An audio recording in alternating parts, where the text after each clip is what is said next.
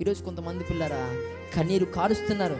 చచ్చి పుడితే ధనవంతుడుగానే పుట్టాలండి, ఇలా ఈ పేద స్థితిలో పుట్టకూడదు అని ఈ రోజుల్లో పిల్లలు చాలా మంది కన్నీరు కారుస్తున్నటువంటి పరిస్థితులు మనం చూస్తూ ఉన్నాం.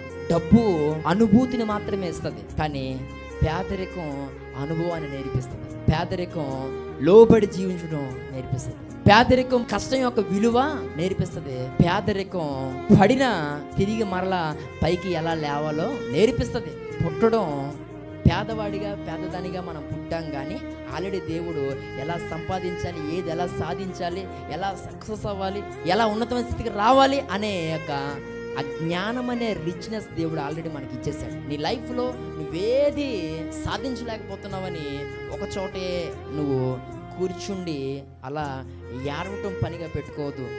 లైఫ్ నీకు ఏది ఎదురొచ్చి ఇవ్వదు, నువ్వే ఎదురెళ్ళి అన్నీ తెచ్చుకోవాలి.